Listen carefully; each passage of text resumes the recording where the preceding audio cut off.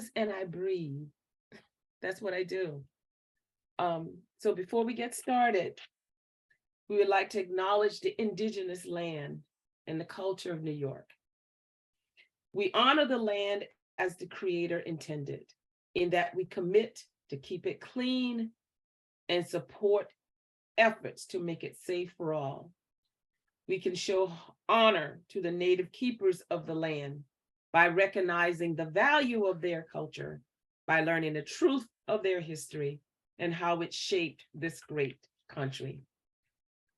Today we have with us an amazing speaker. I was thinking about this topic because so many people have been talking about things with stress and that sort of thing. And I found this individual that someone sent some information to me, and I started reading on our today's presenter, and I was like, oh my God, wouldn't it be great if we could get him? And we have him. So today's is transforming stigma into strength. And as he wrote, when we think of the term stigma, we often think of mental health. While the stigma surrounding mental health is an enormous barrier to people seeking treatment and getting the help they need, there's also a stigma surrounding neurodiversity, which includes certain mental health conditions. Many people take neurological differences as a sign of low intelligence, carelessness, or lack of ability. Through this educational, engaging, and sometimes entertaining presentation, you will learn how to transform stigma into strength through differentiating self-care from escape activities, identifying strategies for practicing self-care to diminish feelings of shame, determining how to engage in helping conversations, discovering how to overcome the consequences of not addressing mental health and neurodiversity, and empowering people who are struggling by cultivating a sense of community. Now, a little bit about our speaker, Mike Veny.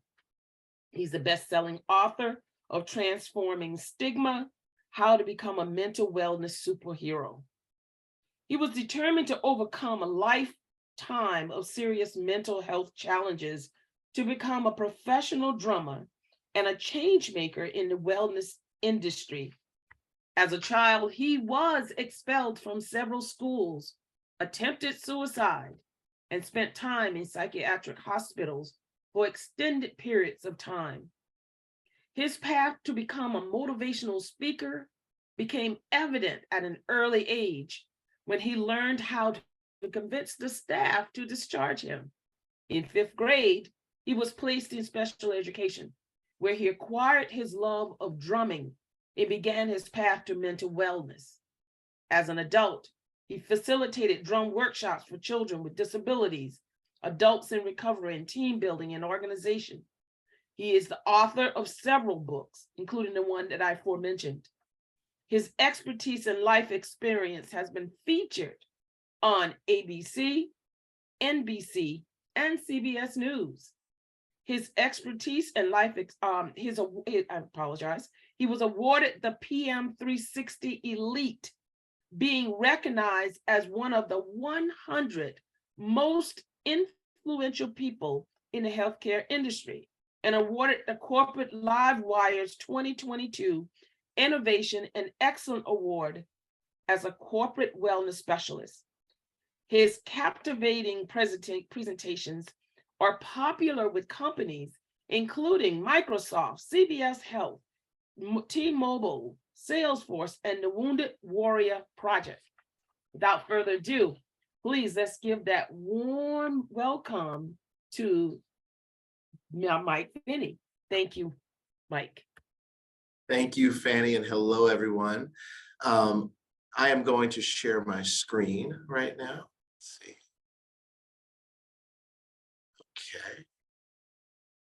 Okay, can you all see my screen? So, hi, everyone. I'm really excited to be here today with all of you. Just want to take a moment to say hello to some friends, my friend Matt and my friend Rebecca in the audience today. Thank you all for being here. And in case you haven't noticed, throughout the past 3 years, people throughout the world have been experiencing anger, grief, and fear at an unprecedented level. And what's interesting is the amount of people reporting about mental health concerns is increasing every single day.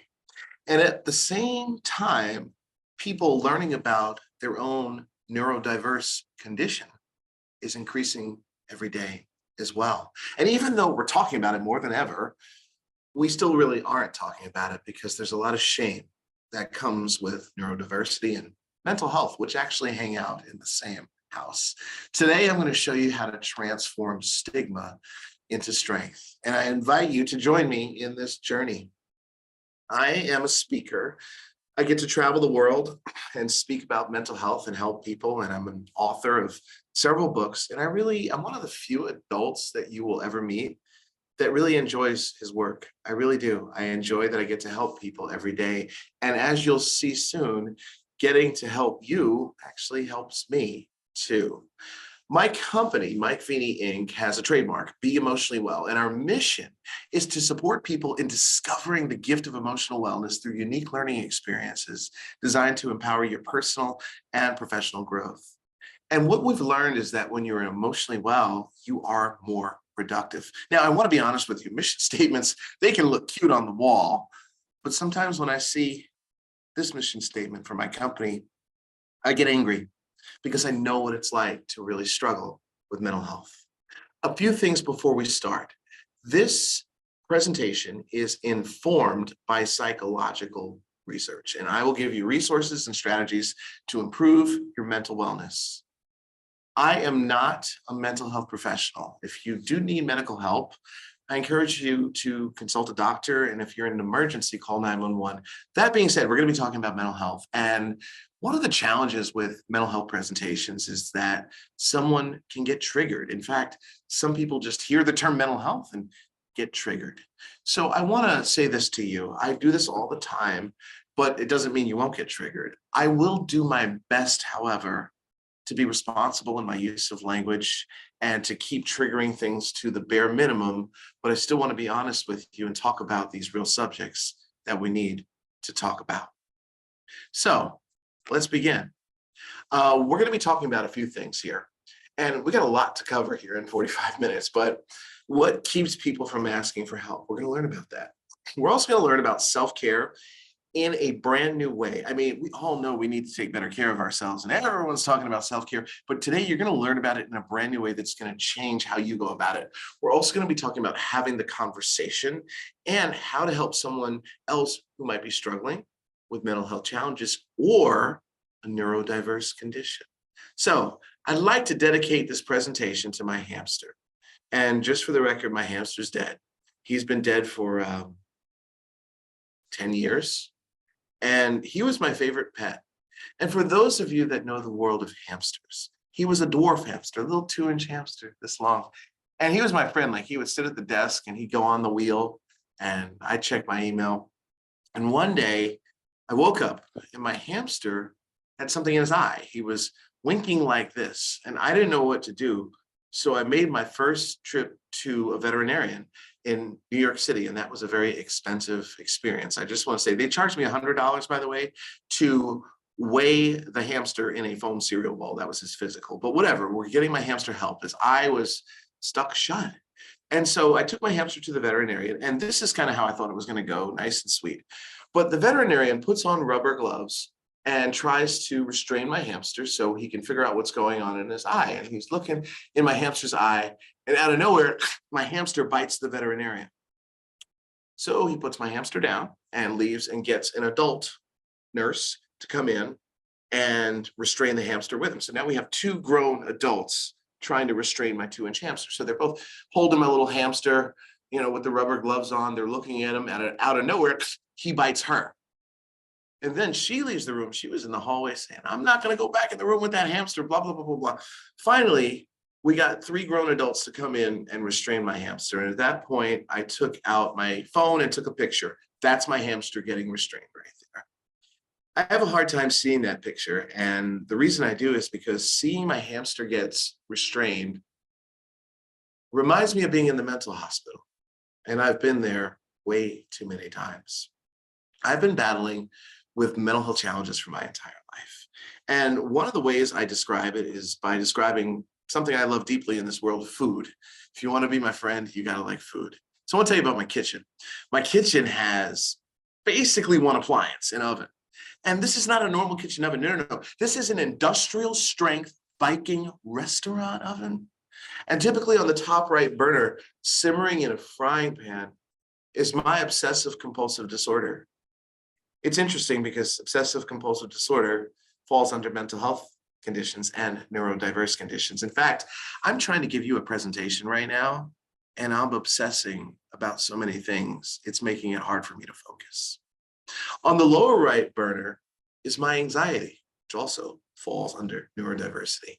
And even though I do this every single day, I feel it in my chest. It's not easy for me to be here doing this. On the top left burner is my anger and depression. And on the bottom left burner is a stock pot. And I can take the ingredients from each frying pan, put it into that stock pot, close the lid and turn up the heat. That's a problem waiting to happen in my kitchen. And if you're following me so far, the kitchen I'm talking about is not in my home. No, no, it's in my head. I've been in this kitchen my whole life, and it's made it difficult with friendships, dating, work. And at the same time, part of me doesn't want to get out of it because it protects me from you. Because deep down inside, I think everyone's going to hurt me. I had, for the most part, a wonderful childhood. I grew up in Long Island, New York, and for some reason my slide is not loading, but that's okay. That's technology and how it works nowadays. And I had a younger brother, and my mother and my dad. My mom died about 6 years ago, and up until that point, her and my dad were together. That's my mom right there. She was my biggest fan. And this is my dad. Come on, slide. There we go. We took this picture 2 weeks ago. He says hello. I gave him the link to the presentation, but I don't think he registered. And Daddy, if you are on the presentation, hi, I'm going to say some very tough things that you're going to have to hear. But my parents were very good parents, and they loved my brother and I. But for some reason, when my brother was born, that's my brother there behind me, I started to have temper tantrums. And interestingly, my parents took this photo as I was having a temper tantrum.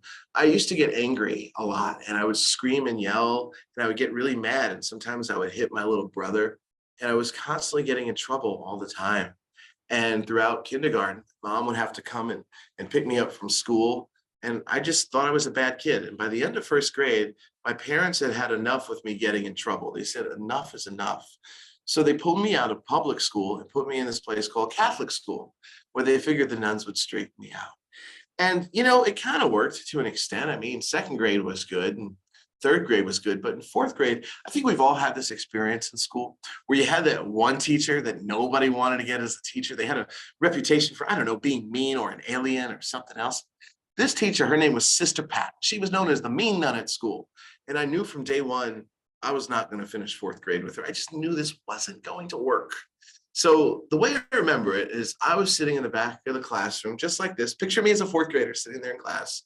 And I was smiling, and she yelled at me and told me to wipe the smile off my face. And I said the thing you should not say to your fourth grade teacher. I said no. And you know how this goes down in class. Everybody goes, ooh. So Sister Pat then started yelling at me, and I said some things back to her that I'm not going to repeat right now. She then came up to me and tried to grab me by my arm and pull me out of my desk. And I got so angry, and I punched my teacher as hard as I could. She then took holy water and threw it on me and called me the devil.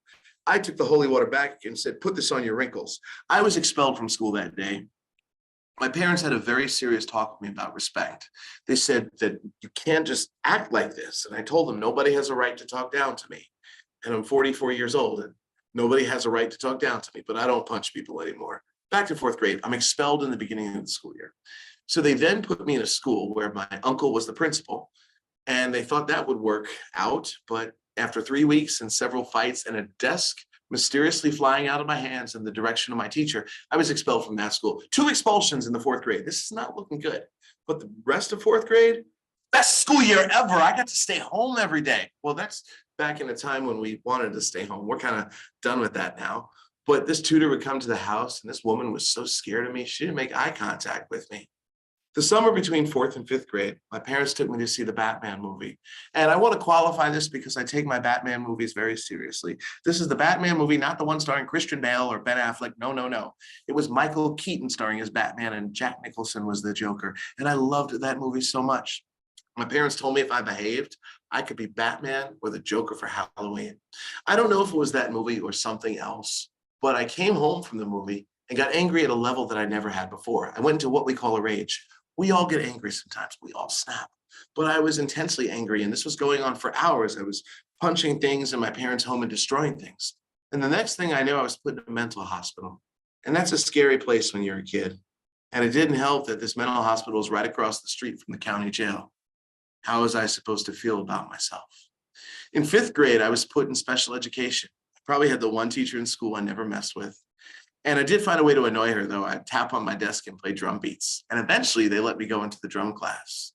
This morning, as I woke up and was preparing for this presentation, one of the things that I did to calm myself was grab my drumsticks. I love that feeling of having drumsticks in my hand and playing drums. It helped me calm down. And so when I wasn't in the drum class, which is most of the time, I started to experience this intense sadness that I would later learn is called depression. Mental health challenges are hard. Neurodiverse conditions are hard when they're not diagnosed. And it's especially hard when you're a kid because it's hard to articulate what's going on. And oftentimes in life, we simply want a solution. In fact, many of you came to this presentation today because you want a solution for something. And sometimes we wish we could just wave the magic wand and fix things. And that's what I wanted to do. Trigger warning, I'm going to talk about something very sensitive.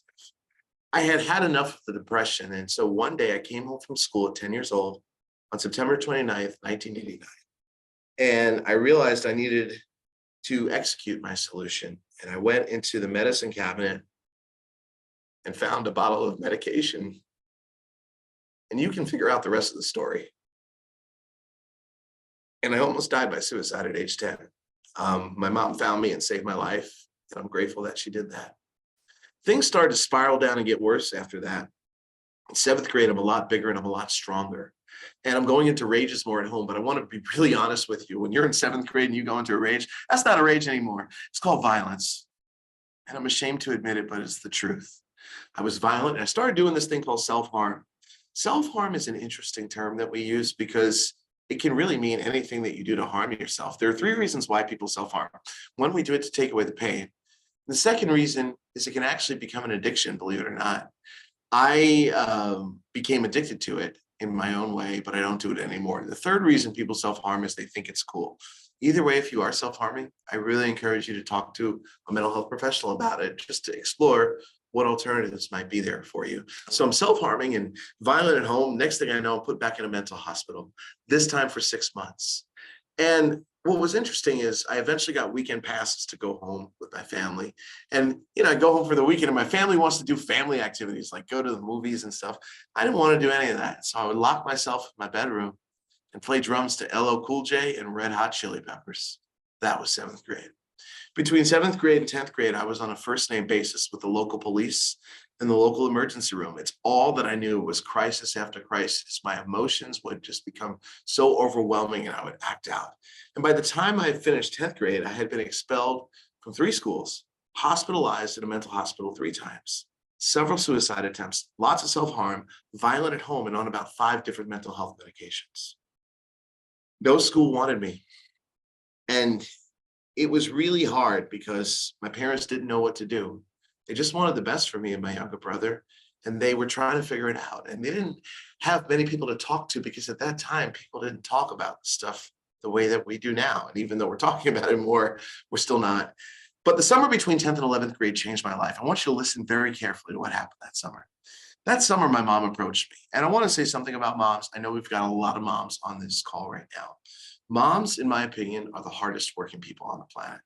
At my company that I own, we have several moms on the team and they get stuff done like nobody's business. And as a group, let's be honest, moms are the sneakiest people on the planet. And you know what I'm talking about. Moms are sneaky. Yep. They look at you and they're telling you one thing, but you know they're plotting something else in their head. They do this all the time, even when you're an adult. I call it the mommy look. So my mom approached me with the mommy look, and I knew she was up to something. And she asked me a question. She asked, Mike, what would make you happy? This question threw me because no one ever asked me that. I mean, I was told I needed to get coping skills, get my stuff together, but no one ever asked me what would make me happy. And I was kind of confused by it. But I thought about it and realized the only thing that would make me happy is playing drums. I just want to play drums all day, every day. So my mom looked at me with that mommy look, smiled, and walked away.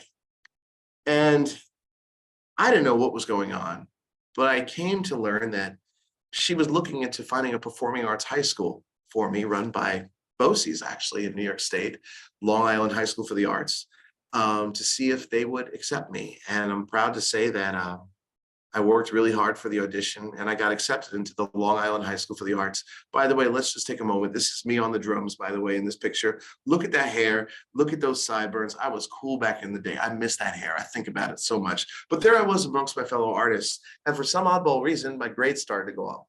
With the help of my psychiatrist, my medication went down to 0. And for the first time in my life, people wanted to be my friend. It was weird. Until one day, a teacher yelled at me and spoke down to me. You know, I don't do well with that. I don't do well with that. And I got really angry and I stormed out of class and went into a room to go play drums by myself. And just pause this presentation for a moment. If I were doing this live, I would actually play drums for you, but I'm in an office space in Manhattan. I'll probably get in trouble if I do that. So you're just gonna have to imagine me playing drums. But I sat there playing drums, and for the first time in my life, I actually calmed down and didn't get myself kicked out of school, expelled, or in the mental hospital. Several months later, I decided I wanted me a girlfriend. This one girl that I liked just wasn't having it. I didn't know what to do with my feelings. So I stormed out of class and went into a room to go play drums by myself. Sat there doing my thing. And the teacher comes in and says, Mike, what are you doing? I said, I'm doing my thing. He said 15 minutes, but he asked me this question that changed my life forever. He asked me, can I hire you to play drums in my band? Wait, hire? At that moment, the light bulb went off in my head. I realized that when I acted out the other way, I got suspended, expelled, or went to the police. But when I acted out on the drums, people want to give me money. So I approached my parents as a high school senior with a conversation no parents of a high school senior want to have when their other child is talking about law school. I said, Mom and Dad, I want to be a drummer. Their heads went down like this. I would love to tell you that they were on board with it. I think it was one of those things where it's like, let's just go with this. He's stable. Let's just go with this. What was really interesting is freshman year of college, I finished first semester of college. And, usually at the end of first semester, all the freshmen go out and celebrate. And I couldn't go out with my friends because starting at age 18, I was being flown around the country, being paid money to play drums. The career actually worked and I became a drummer. And most of the work that I did was corporate work, which was very, very good paying work for a musician and a few Broadway show albums. And that was a very exciting time in my life.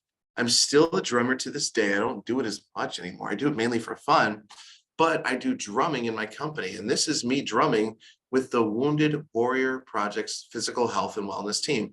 I always tell people I get to bring drums into the workplace, sit people in a circle. They get hot and sweaty and happy and pay me. Like that's my job. I'm a grown-up child and I love it. But it's one of the things that my company does now. And it's a great way to share the medication that helped me with others. But I want to be honest with you. I still struggle every single day with my mental health. And for years, I was worried that you might find out and you might not want to be my friend. Maybe we've started to hang out together in a group and I start to detect that you notice something's a little off with me. So I would just isolate myself. Or maybe I was even playing drums in a band and I felt my anxiety taking over. And I didn't want you to tell the band leader because I might get fired. So I would hide it as best I could. And I realized in 2011, after a breakdown, that it wasn't just my mental health that I was struggling with, but the stigma surrounding it, the shame that's carried with me. And I set out on a mission to transform stigma for myself. This material that I'm about to share with you, I've gotten to share with some major companies over the past few years. And I want to make you a promise here because a lot of times you sit in the virtual presentation and you go, okay, this is nice, you learned something. But I want to make you this real promise, even if you've seen this presentation before. If you listen to what I have to say right here, from now on to the end of the presentation, you can actually transform stigma in your life in the next 24 hours. So I challenge you to listen to that. One of the questions that I get from people is, where does stigma come from? One of the reasons that there's a stigma surrounding mental health and neurodiverse conditions is that we as humans don't like things that are confusing, complex, and frustrating. We really don't. We like answers to things. I drive one of my vehicles is a little smart car, one of those tiny little red cars that looks like a little death trap. And the car was making a sound, and it was not a pretty sound. And it was a Sunday. And I went to a mechanic in Queens, and I asked, can you look at this? He's looking at the car for an hour and comes back to me and says, I can't figure out what's going on with it. You're going to have to bring this back tomorrow. And I got frustrated. But you know what? That's how we want to go about mental health sometimes. We just want an answer. We don't like things that are confusing, complex, and frustrating. Years ago, I ended up hurting my wrist in the gym. And I knew that it was either a sprain, a strain, or a broken wrist. Ice it, wait to see if it gets better. If it doesn't, call a doctor. Mental health and neurodiverse conditions don't work like that. They're confusing, complex, and frustrating. That's one of the reasons for the stigma surrounding it. The other reason is, from the moment we're in kindergarten, we learn to figure out who's in the group and who's not in the group. Let's just say, for example, can you just picture for a moment you and I in kindergarten together? Just imagine that. We're sitting on the playground with some people, and everyone has Nike sneakers on, including you, but I have Reebok sneakers. You might notice that my sneakers are different and point to me and call me weird. That's what kindergartners do. We think it's cute, but we all did it. Think about what they're doing. They're figuring out who's in the group and who's not in the group. And we bring that with us through school, into the workplace, into the world, and no one wants to ever feel like the weird one. These are some of the reasons for stigma. This next slide is one of the most important slides in the presentation. Please pay attention. Stigma is a three-part process that starts with shame. So you might discover that you are battling a condition, mental health condition, neurodivergent condition. And so you feel shame around that. Or you might love someone who's struggling and feel shame. The shame leads to silence. You don't want to talk about it. Nope, I ain't saying nothing about this. And the silence leads to sabotage, social injustice, self-destructive behavior, and suicide. And the cycle just keeps going. But there is a way to stop that cycle, and we're going to do this right now. We're going to transform this entire cycle. We transform shame through self-care. When you take care of you, for some oddball reason, you feel better about you. And believe it or not, when you take care of yourself, you become a role model for others. If you go on Instagram right now and type in self-care, you see pictures like this. People think this is what self-care is. This luxury, massages, something you don't have money or time for. Self-care is anything that you do for your health when you're not in the presence of a medical professional. So if you brushed your teeth this morning, that's a form of self-care. There's a difference between those self-care and escape activities. Escape activities allow us to escape our emotions and thoughts, and self-care activities force us to show up for those. And it's kind of subjective. It depends on the person. Years ago, I outed a whole group of people on this 1,500 people at a self-care conference. I was invited to be the keynote speaker at a national self-care conference for people who were hardcore into self-care. And I was the closing speaker. And I got up to speak about self-care. And I said, ladies and gentlemen, I did the Mike Veny self-care assessment on all of you, and you didn't know it. And I have the results. And these poor people are looking around at each other thinking, what self-care assessment did he do? Well, it was very simple. It was 1,500 people at a self-care conference. The morning before my presentation, I went to go work out at the gym. There were a total of 3 people in the gym. The night before at the bar, there were 300. There's a difference between self-care and escape activities. There's nothing wrong with escape activities, but it's important to be honest. My company recently released a self-care course on the Open Sesame website. And in this course, I talk about self-care like a house. So I recently, in the past 2 years, purchased a home in the Hudson Valley. And as a New York City person, I'm loving the Hudson Valley. and life north of New York City. I still love New York City too. But self-care comes into three categories, and I want you to think of it like a house.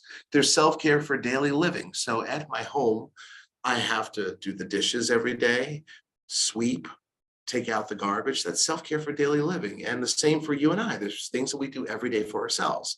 But there's also self-care for coping. One of the things that I learned about the Hudson Valley of New York is we get a lot of rain and snow. And so power goes out a lot up there. So with this house came a generator. So I had to learn to use the generator in case I had to cope with the power going out. So there are different things that come up in your life. Maybe there's a stressful season at work. Maybe there's a certain person that you know you're going to have to deal with that can stress you out. It's important to have tools in advance for coping with that. And finally, there's self-care for healing. Let's say, God forbid, a tree fell on my house. At that point, there's nothing I can do. There's nothing I can plan for. I have to bring in the professionals and hope it works out. It's the same with you and I. If you experience trauma, at that point, you have to bring in the professionals. So it's really important that you understand these three types of self-care. But by the way, there's something I know about you. I forgot to tell you this. I forgot to actually tell Fanny about this. Sorry. I bought a new camera for my computer here. Hold on. And this camera, I can give you the link to it. I got it on Amazon. It cost me a lot of money because they told me on Amazon it's a magic camera, actually, because through this camera, I can see you. I can actually see you, yeah. And I can see that as you're watching or listening to this presentation, you're doing other things. You got other tabs open and maybe your phone. That's okay. Multitasking, that's okay. In my mind, I'm doing other things too. I'm a little envious. Most of us are doing other things all at once. In his book, Getting Things Done, author David Allen talks about the fact that we all have these open loops on our mind. We're just constantly doing things. And when we don't deal with those open loops, we get stressed out. So it's important to learn to deal with those open loops on your mind. And one of the easiest ways to do that is called a brain dump. A brain dump is when you take out a piece of paper and dump out everything that's on your mind. It's one of the easiest things that you can do for self-care. And I challenge you, if you're struggling, you should do it right now. And by the way, this is an image of a dump truck that has taken a while to load on my computer. I don't know why, but that's what's supposed to be happening right there. Doing a brain dump. In fact, if you're feeling overwhelmed during this presentation, I encourage you to take out that piece of paper right now. There we go. There's my dump truck. And do a brain dump. For those of you that are listening to this, that will tell me that you're too busy for self-care, that you put everyone else first, we're going to change that right now. There are three questions you can ask yourself throughout the day to check in with yourself. One is, what am I feeling? And I challenge you right now as you're attending this presentation, ask yourself, what am I feeling? When you ask yourself that question, you might not know the answer, but that's okay. By simply checking in with yourself, you start to gain awareness around your feelings. The next question, where is it located? There's this book that has taken over the world of mental health called The Body Keeps the Score. Talks about how we store emotions in our body. Learning to locate the emotion in your body is so important. Those two questions right there can actually transform your entire day if you're struggling. What am I feeling? Where is it located? And my favorite one of all, what do I need right now? When I ask myself that, I might need to take a drink of water. Maybe you need to get off social media. Maybe you need a hug. Maybe you need to stretch. But those three questions, what am I feeling? Where is it located? And what do I need right now? You can ask those throughout the day. Next, I'm going to talk about one of the most revolutionary things in self-care you've probably never heard about: castles. Yep, castles. If you don't know what a castle is, I'm going to explain. A castle is a giant brick building from medieval times, and it was surrounded by a body of water called a moat. Of course, you couldn't just walk up in the castle. No, you couldn't just walk up in the castle. They would have to let the drawbridge down for you. So back in medieval times, if I walked up to the castle, I'd say, hey, let me in. And someone would go on the roof and say, who goes there? I say, it's Mike Veny. Can you let me in? And if they thought I was safe, they would let the drawbridge down for me. If they didn't think I was safe, they would keep it up. I don't know, maybe shoot cannons at me, throw spears. But the important thing to remember here, ladies and gentlemen, is castles were intentional about who and what they let the drawbridge down for. After this presentation is over, I'm probably going to pick up this device right here and check it. my phone. We as a society are letting the drawbridge down for that thing all the time. And social media and news is stressing people out and causing a lot of mental health concerns. I want to end this once and for all. Social media is not stressing you out at all. Every single social media site has an unfriend and unfollow button. If you don't know where it is, shoot me an email. I'll give you the instructions. It's our habits around mobile devices and the need to pick up the phone. I encourage you to start being like a castle. These are some ways you can start to practice self-care to transform shame. You transform silence through having the conversation. You know, the fact that we're talking about neurodiversity now is so important because we weren't years ago. And years ago, we would just judge someone and say, okay, they don't have people skills or there's something wrong with them. They just keep, talking and running their mouths, but people are getting comfortable talking about their conditions now. And that's a wonderful thing. And I think it's important to learn ways to talk about your journey and educate others. I told you about my magic camera though. This magic camera is awesome because I can see something else about you. I can see when I look at the camera, I can see in your brain actually that you got a secret that you never shared with anyone. You got a secret. I do too. We all do. And when we don't share those secrets, they take us hostage and cause mental health conditions. I encourage you to start sharing those dark secrets that you've never shared with anyone, with a friend that you trust or a mental health professional. The next thing I'm going to bring up is very triggering for me. It's not easy to talk about, but I'm going to go for it. There's this restaurant called the Outback Steakhouse, and they got this dish called the Bloomin' Onion. If you've never seen this thing, let me tell you what they do. They take a giant raw onion, they pierce it down the middle, they deep fry it. It comes out, everyone looks at it, it gets to your table and disappears in 2 minutes. This thing is so good. It's hard for me to talk about because it makes me hungry. What's interesting about the Bloomin' Onion is when you see it come out, you see the layers an onion has. But you and I both know an onion has layers. Let me say that again. When the Bloomin' Onion comes out, you get to see the layers an onion has. But you and I both know an onion has layers. You and I are no different. We know that we each have layers, but you get to see your own layers when you go to therapy and counseling. Therapy and counseling is not just the place you go to when you're struggling. It's where you go to if you want to grow. So if you want to learn about yourself and be the best person you can be, I encourage you to go to therapy and counseling. If you've never tried it, if you're listening to what I'm saying, thinking, okay, I've been to therapy and counseling, I don't want to have to go share my whole story again. Usually that's a sign that you need to share your whole story again. I encourage you to do that. We love to run our mouths about things in this society. Everyone's got an opinion on something, right? Like people had an opinion on this. Everyone loves to run their mouths and fight with each other. And even this one, my favorite one of all, people love to run their mouths and fight. And believe it or not, even hamsters love to fight. Look at this hamster, totally took a swipe at the other hamster. We need to start being loud about mental health and neurodiversity. We need to talk about it in a loud voice. And I encourage you to start doing that. That's how you transform the silence. You transform the sabotage, social injustice, self-destructive behavior, and suicide through connections or connection. One of the questions I get from people, particularly in the workplace, is how can I tell if someone is struggling with mental health concerns? Now, NAMI, the National Alliance on Mental Illness, has so much information on their website about this.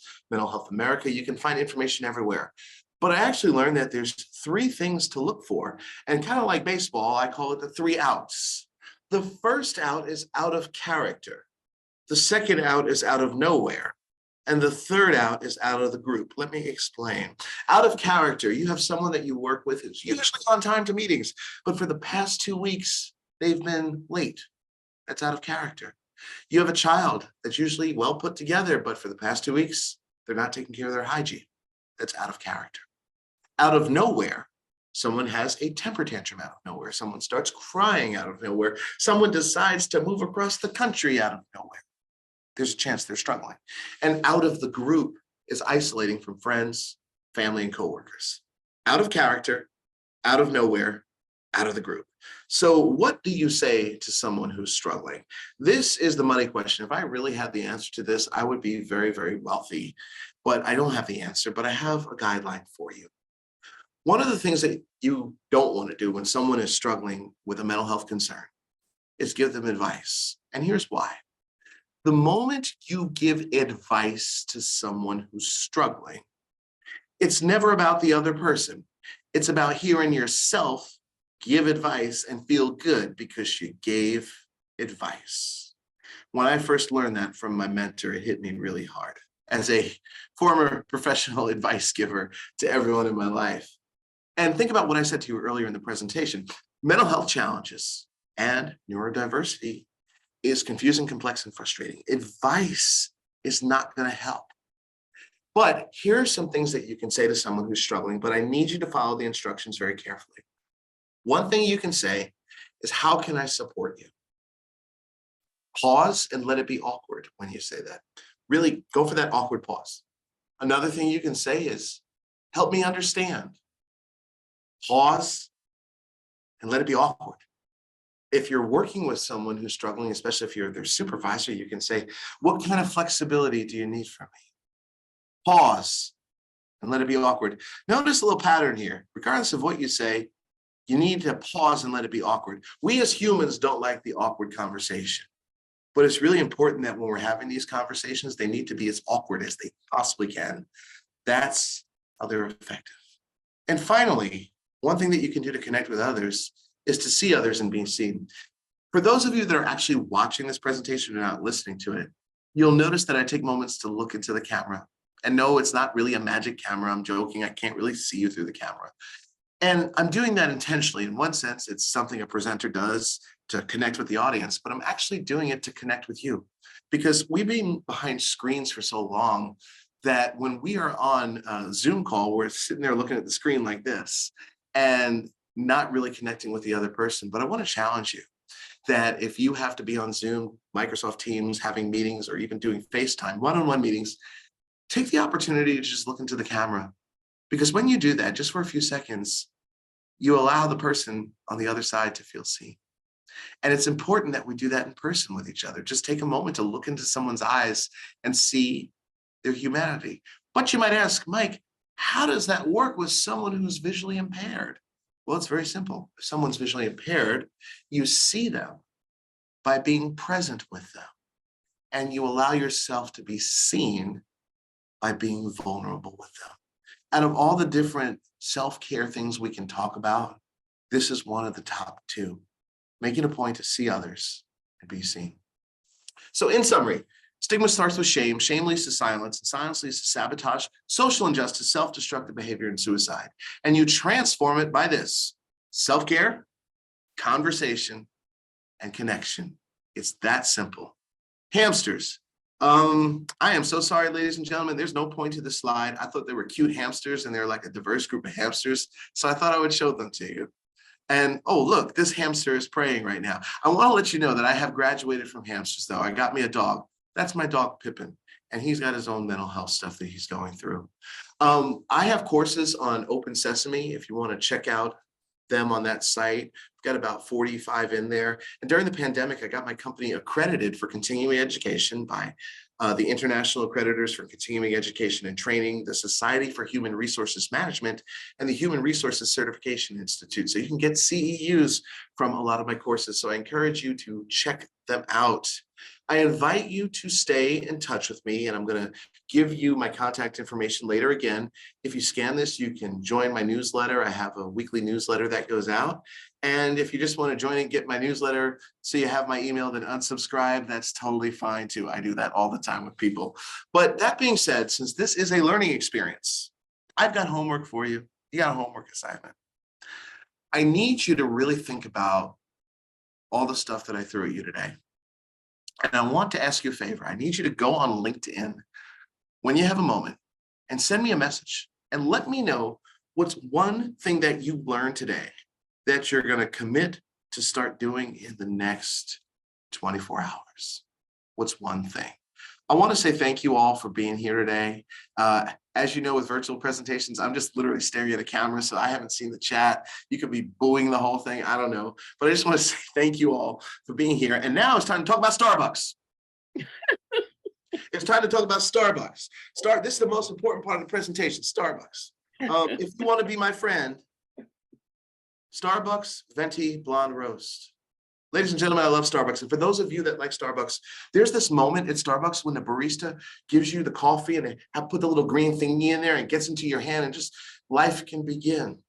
Well, one day I was getting Starbucks in New York and it was before a presentation to a major Fortune 500 company.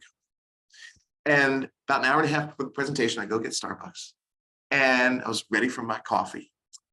And that day I decided to try something with my outfit. I decided to wear all white. White shirt, white jeans, white sneakers.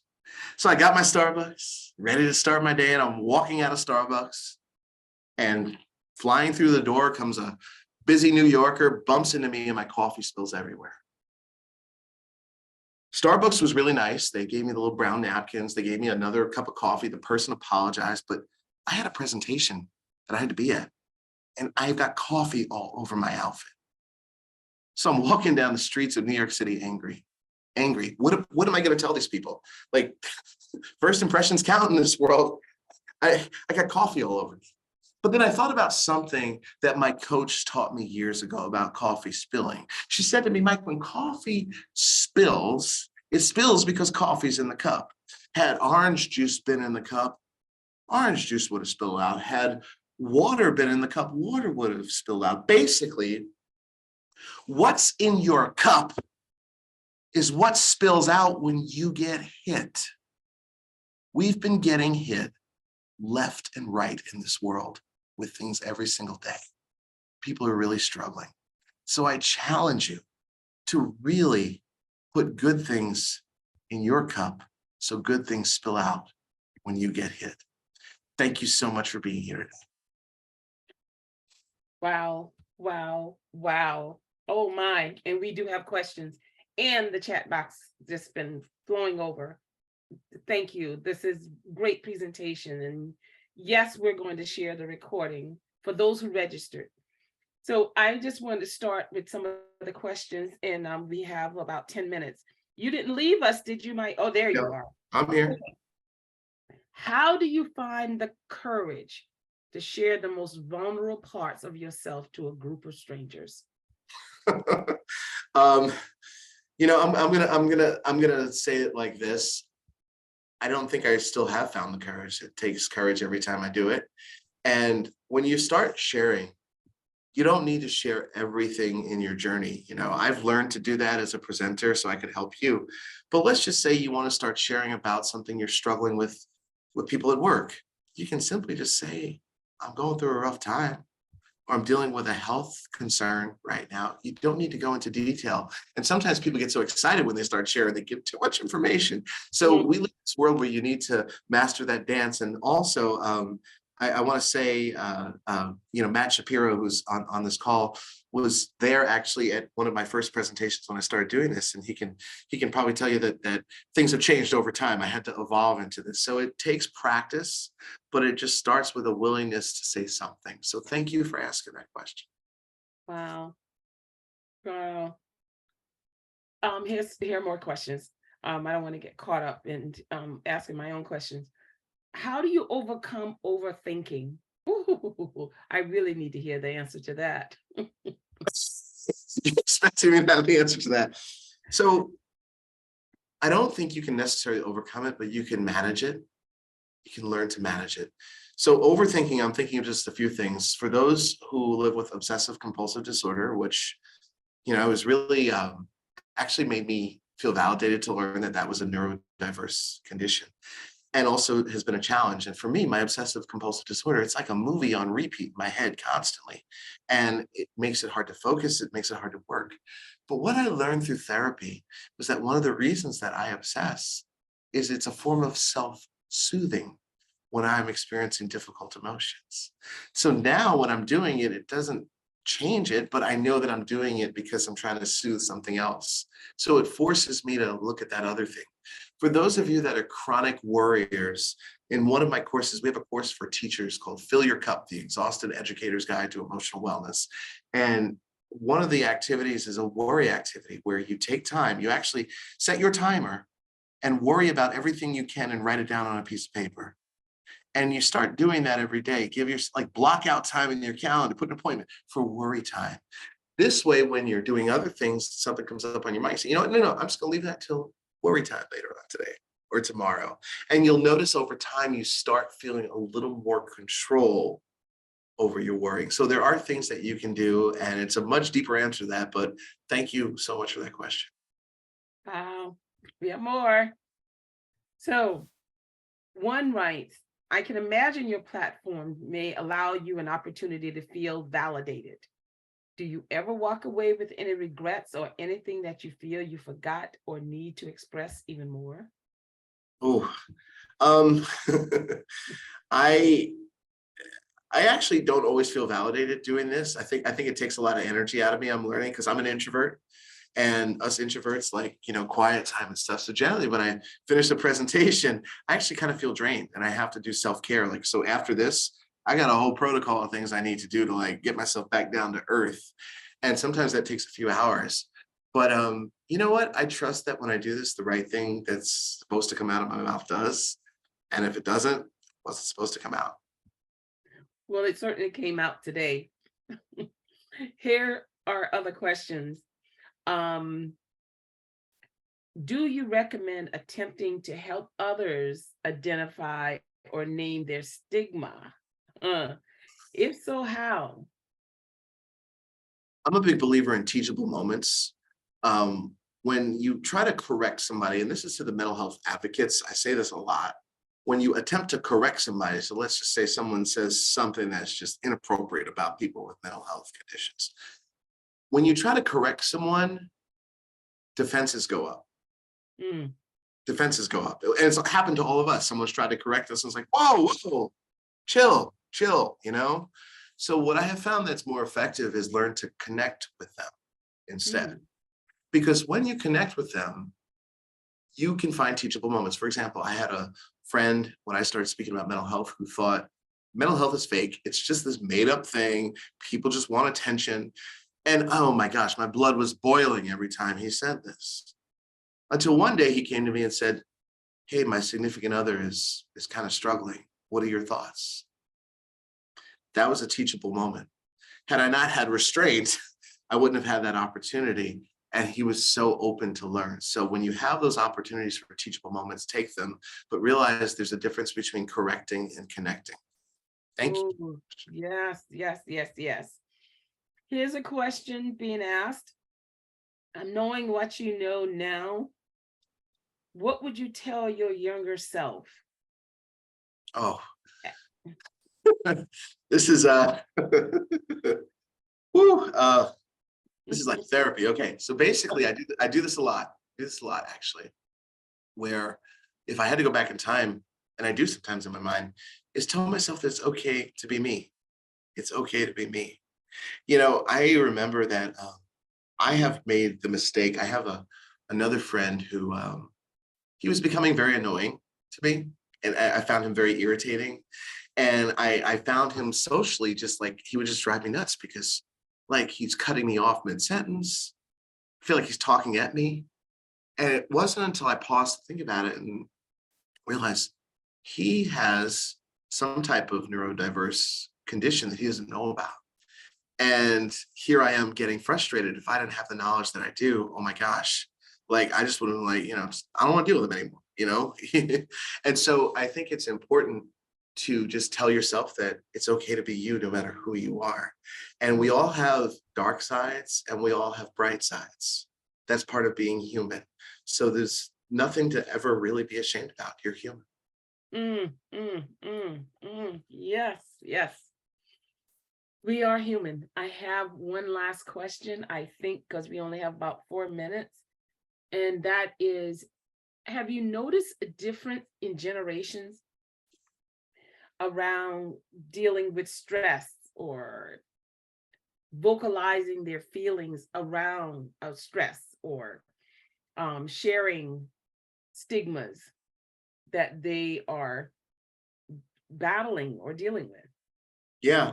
You and I had chatted a little bit about that prior to the call. And one of the things that I've learned is, older generation that didn't grow up in an environment where they were talking about it. So, you take the Black community specifically. if a Black man was depressed back in the day, you say, oh, he's just tired. He's had a hard life. He looks worked, right? And sometimes people don't have language to talk about certain things. In fact, in certain countries, they don't even have like a word for mental health in their particular language. But it's not just generations, it's different parts of this country. Some people grew up with values where it's like you pull yourself up by the bootstraps. Doesn't matter if you got anxiety, I got fear too, I still get my job done. So it's important to just explore the language that we use around this stuff and realize too that it's evolving. Just realize that everything that I said in this presentation about 6 years from now, people are going to be like, can you believe what he said in that presentation in 2023? Because it's an evolving conversation around all this. And it's important to embrace that. But in terms of generation, yeah, different generations are talking about it differently. Gen Z is my favorite because they don't care. They're just, you throw it out there, Gen Z. Love it. Love Gen Z. So I think it's important to just continually educate ourselves, but also just look at yourself in the mirror and realize that we all contribute to the stigma in different ways. And being honest with that is really important. Yes, yes, yes, yes. We're at the end. We can't take any more questions, but I love this note from Matt Shapiro that hope starts with you. Hashtag hope starts with you. Mike, this has been truly phenomenal.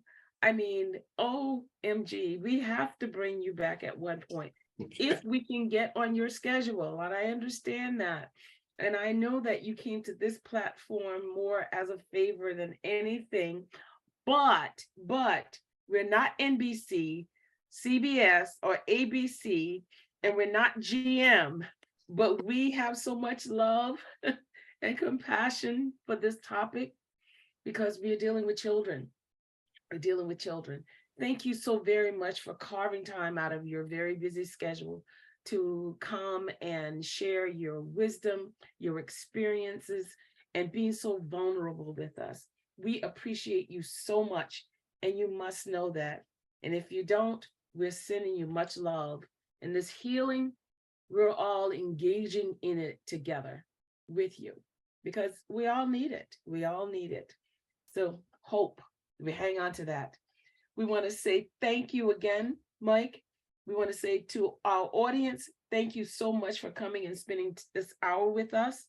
We know that you could have spent your hour anyplace else, but you choose to do that with us. And for that, we're forever grateful. Have the best day ever. Thank you, everyone. Thank you.